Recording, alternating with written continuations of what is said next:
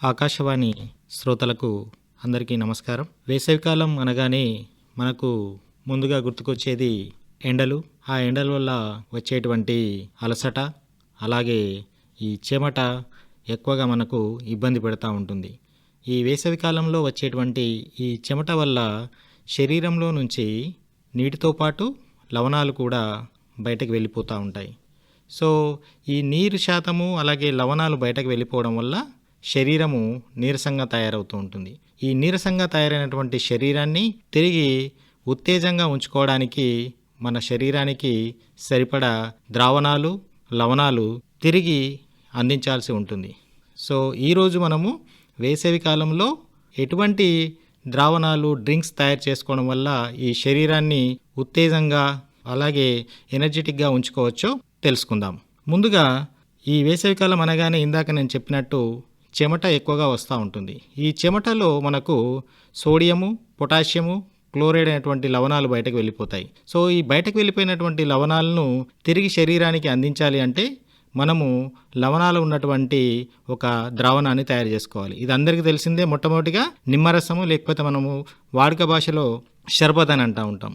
ఈ షర్బత్ తయారు చేసుకోవడానికి సింపుల్గా ఒక గ్లాస్ వాటర్లో ఒక చిటికెడు ఉప్పు, ఒక చెంచాడు పంచదార, అలాగే ఒక నిమ్మ చెక్క పిండి ఆ ద్రావణాన్ని తీసుకున్నట్లయితే ఈ బయటకు వెళ్ళిపోయినటువంటి లవణాలు తిరిగి శరీరంలో రీప్లేస్ అవుతూ ఉంటాయి. దీనివల్ల శరీరం చల్లబడమే కాకుండా ఈ వెళ్ళిపోయిన లవణాలు తిరిగి శరీరానికి పొంది శరీరము ఉత్సాహంగా, ఎనర్జెటిక్గా ఉంటుంది.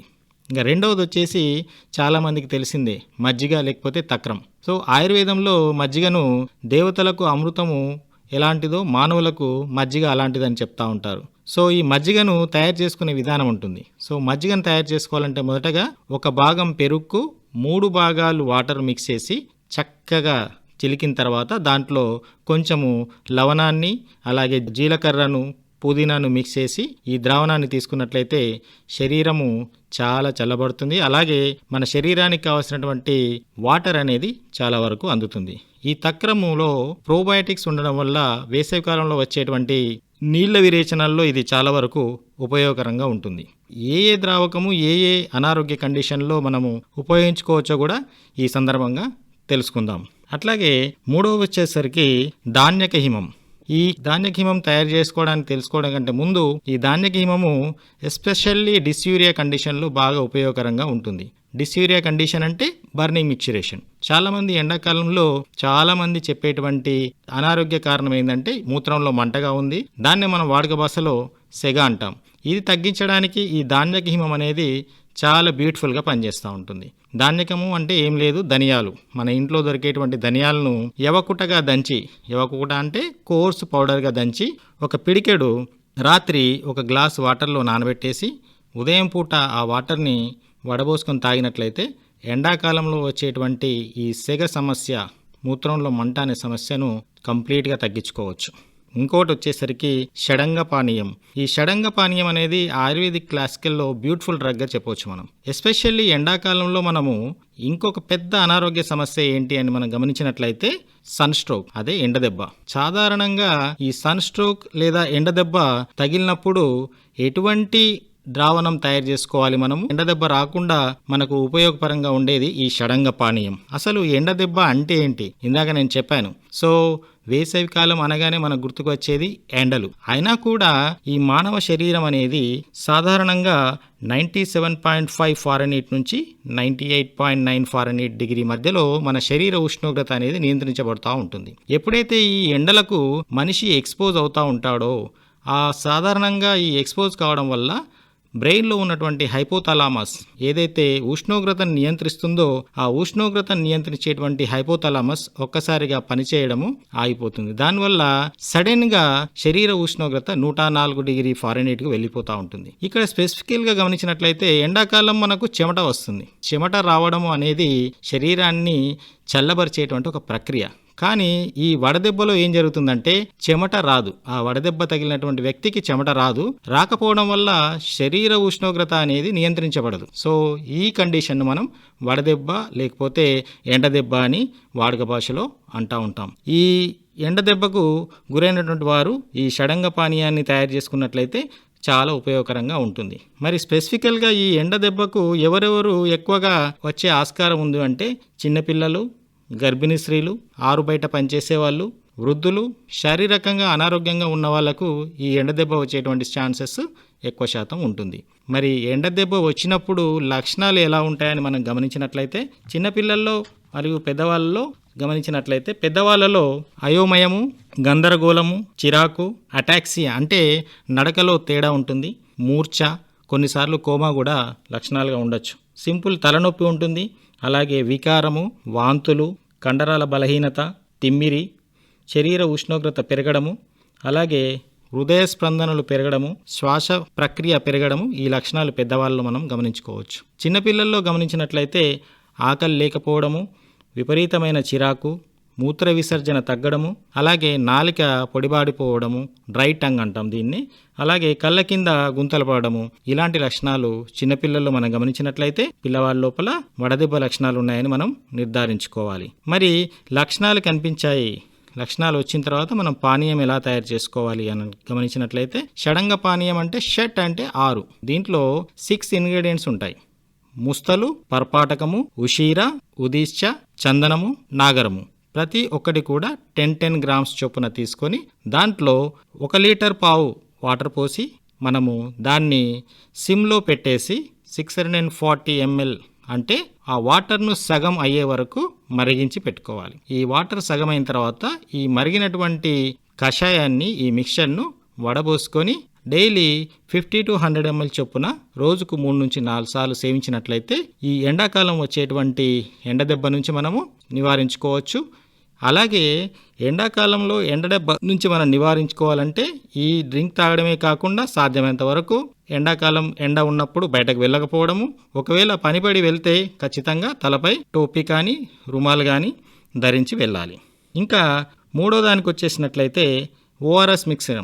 సో ఈ ఎండాకాలంలో ఈ వడదెబ్బ నుంచి మనం రక్షించుకోవాలంటే ఓరల్ రీహైడ్రేషన్ సొల్యూషన్ అనేది దొరుకుతుంది, దాన్ని తీసుకున్నా కూడా ఇది చాలా ఉపయుక్తకరంగా ఉంటుంది. వడదెబ్బ అనేది ఒక మెడికల్ ఎమర్జెన్సీ కండిషన్, కొన్నిసార్లు మనిషి ప్రాణాపాయం కూడా తగులుతుంది. కాబట్టి వడదెబ్బ తగిలినటువంటి వ్యక్తిని చల్లటి ప్రదేశంలో ఉంచి టాపిడ్ స్పాంజింగ్ అనేది చేయాలి. అంటే చల్లటి నీటితో పదే పదే శరీరాన్ని తుడుస్తూ ఉండాలి. దీనివల్ల శరీర ఉష్ణోగ్రతలు కొంతవరకు నియంత్రించబడతాయి.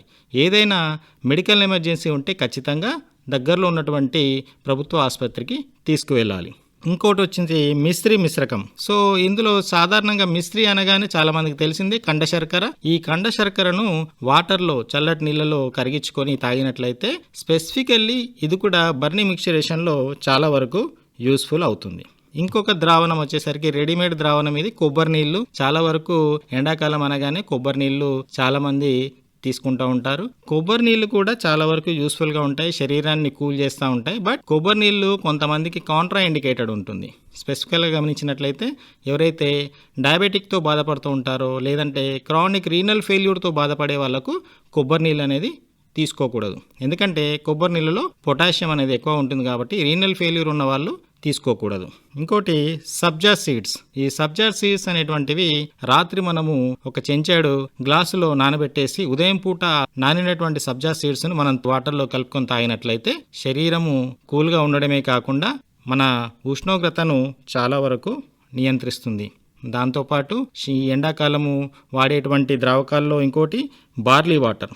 ఈ బార్లీ వాటర్ కూడా శరీర ఉష్ణోగ్రతను చాలా వరకు నియంత్రిస్తుంది. ఇంకొకటి వచ్చేసి చెరుకు రసము. ఇది చాలా వరకు అందరూ ఎండాకాలం అనగానే చెరుకు రసము తాగుతూ ఉంటారు. సో చెరుకు రసం కూడా బ్యూటిఫుల్ ద్రావకము. చెరుకు రసంలో గ్లూకోజ్ ఎక్కువగా ఉంటుంది. సో ఎండాకాలంలో వచ్చేటువంటి నీరసాన్ని ఇది తొందరగా నయం చేస్తుంది. అలాగే చెరుకు రసము మూత్రలంగా పనిచేస్తుంది. మూత్రలం అంటే డైయూరిటిక్. ఈ చెరుకు రసాన్ని స్పెసిఫికల్గా మనము చూసినట్లయితే యూరినరీ క్యాలిక్యులై ఆర్ రీనల్ క్యాలిక్యులై ఉన్న వాళ్ళు ఎక్కువ శాతం వాడుకోవచ్చు. మనము సాధారణంగా గమనించినట్లయితే ఈ ఎండాకాలం ఎక్కువగా వచ్చేటువంటి ఇబ్బంది పెట్టేటువంటి అనారోగ్య సమస్య ఇంకోటి ఏంటి అని అంటే కిడ్నీలో రాళ్ళు. ఈ కిడ్నీలో రాళ్ళు అనేటువంటి సమస్య ఈ ఎండాకాలం ఎక్కువ శాతం వస్తూ ఉంటుంది. ఎందుకంటే సరైనటువంటి మోతాదులో నీటిని తీసుకోకపోవడం వల్ల డిహైడ్రేషన్ అయ్యి యూరిన్ కాన్సన్ట్రేషన్ పెరిగి ఈ కిడ్నీ స్టోన్స్ అయ్యేటువంటి ఆస్కారం ఎక్కువగా ఉంటుంది. చాలామంది పేషెంట్స్ అడుగుతూ ఉంటారు, సార్ కిడ్నీ స్టోన్స్ రావద్దు అంటే ఎటువంటి పథ్యం చేయాలి అని చెప్తా ఉంటారు. సింపుల్గా ఒకటి గుర్తుపెట్టుకోండి, కిడ్నీ స్టోన్స్ అయ్యే ఆస్కారం ఉన్న ఏ వ్యక్తి అయినా కూడా అది బాడీ టెండెన్సీ ఉంటుంది. సర్జరీ తర్వాత స్టోన్స్ వెళ్ళిపోయాయి తిరిగి రావద్దు అని అనుకుంటే బెస్ట్ పథ్యం is water, taking adequate quantity of water frequently. అది ఇర్రెస్పెక్టివ్ ఆఫ్ ఎనీ సీజన్, వర్షాకాలం కానీ ఎండాకాలం కానీ ఏ కాలమైనా కూడా వాటర్ అనేటువంటిది తగిన మోతాదులో తీసుకున్నట్లయితే కిడ్నీ స్టోన్స్, రీనల్ క్యాలిక్యులై వచ్చే ఆస్కారం చాలా తక్కువగా ఉంటుంది. సో ఇంకో పానీయాన్ని మనం గమనించినట్లయితే ఈ ఎండాకాలంలో స్పెసిఫికల్గా ఆంపన్నా అని ఉంటుంది. So aam panna is a traditional raw mango juice. ఈ ట్రెడిషనల్ రా మ్యాంగో జ్యూస్లో ఏం చేస్తామంటే మనము పచ్చి మామిడికాయలు తీసుకొని కుక్కర్లో మంచిగా శుభ్రం చేసుకొని కుక్కర్లో ఉడికించిన తర్వాత ఆ పైన ఉన్నటువంటి ఆ పొట్టు తీసేసి ఆ గుజ్జుకు సరిపడా చక్కెర కానీ లేకపోతే బెల్లం కానీ అలాగే మిక్స్ చేసి దాంట్లో జీరా, పుదీనా అటువంటివి యాడ్ చేసి మీ మిక్చర్ను చేసుకొని పెట్టుకొని చల్లటి నీళ్ళతోని సర్వ్ చేసుకున్నట్లయితే చాలా ఉపయోగకరంగా ఉంటుంది. దీన్నే ఆంపన్నా అంటాం. ఇంకోటి యూస్ఫుల్ బేల్ షర్బత్. బేల్ అంటే మారేడు. సేమ్ ఎలాగైతే ఆంపన్నాతోని మనం ఎలాగైతే ద్రావణం చేసుకున్నామో అలాగే ఈ మారేడు గుజ్జుతోని కూడా ఈ మారేడు గుజ్జును తీసుకొని ఈ మారేడు గుజ్జుకు సరిపడేటువంటి పంచదార లేకపోతే బెల్లం మిక్స్ చేసేసి ఈ మిక్చర్ను సరిపడా వాటర్లో మిక్స్ చేసుకొని తీసుకున్నట్లయితే చాలా ఉపయోగకరంగా ఉంటుంది. ఈ మారేడు అనేది స్పెసిఫికల్గా మనం గమనించినట్లయితే యాంటీ అమీబిక్ ప్రాపర్టీస్ ఉంటాయి దీంట్లో. అందుకని ఎండాకాలంలో వచ్చేటువంటి జిగట విరేచనాలు, బంక విరేచనాల్లో ఈ బేల్ షర్బత్ అనేది చాలా ఉపయోగకరంగా ఉంటుంది. అలాగే రాగి జావా అందరికీ తెలిసిందే. ఎండాకాలం ప్రతి ఒక్కరు కూడా చాలా వరకు ఇది ఉపయోగిస్తున్నారు. రాగి జావాలో ఐరన్ కంటెంట్ ఎక్కువగా ఉంటుంది కాబట్టి ఇది తీసుకోవడం వల్ల ఐరన్ అందడమే కాకుండా శారీరకంగా ఎనర్జెటిక్గా తయారడమే కాకుండా ఈ ఎండాకాలము చాలా వరకు బాడీ కూల్గా ఉంటుంది. సో అలాగే పండ్ల రసాలు, స్పెసిఫికల్గా ఎండాకాలంలో లభించేటువంటి పళ్ళ రసాలు అన్నీ కూడా తీసుకోవచ్చు. ఎక్కువ శాతము నీరు ఎక్కువగా నిల్వ ఉండేటువంటి పళ్ళు పుచ్చకాయ, తర్బూజా, ఆరెంజ్, ద్రాక్ష, పైనాపిల్, దోసకాయ ఇలా నీటి శాతం ఎక్కువగా ఉండే ఫ్రూట్స్ తీసుకున్నట్లయితే మన శరీరం యొక్క హైడ్రేషన్ మెయింటైన్ అవ్వడమే కాకుండా శరీర ఉష్ణోగ్రతలు కూడా కంట్రోల్లో ఉంటాయి. మరి చాలా వరకు ఇన్ని ద్రావణాల గురించి మనం తెలుసుకున్నాము. మరి ఎండాకాలం స్పెసిఫికల్గా ఏవి అవాయిడ్ చేయాలి? ఇప్పటి వరకు మనం తెలుసుకున్నాం ఏంటి, ఎటువంటి డ్రింక్స్ తాగాలి అని తెలుసుకున్నాం. మరి ఎటువంటివి అవాయిడ్ చేయాలి? చాలా వరకు అవాయిడ్ చేయాల్సిన దాంట్లో ఫస్ట్ వచ్చేది ఎక్కువగా టీలు, కాఫీలు తాగడము ఈ ఎండాకాలంలో కాంట్రా ఇండికేటెడ్. అలాగే high protein diet, fry items, మసాలాలు వీటితో చేసినటువంటి ఐటమ్స్ తినకూడదు. స్పెసిఫికల్గా వచ్చేసరికి ఆల్కహాల్, అధిక మొత్తంలో ఆల్కహాల్ డిహైడ్రేషన్కు దారితీస్తుంది కాబట్టి ఈ ఆల్కహాల్ కూడా తీసుకోకూడదు ఎండాకాలం. అలాగే కార్బోరేటెడ్ డ్రింక్స్, కూల్ డ్రింక్స్ లాంటివి అవాయిడ్ చేయాల్సి ఉంటుంది.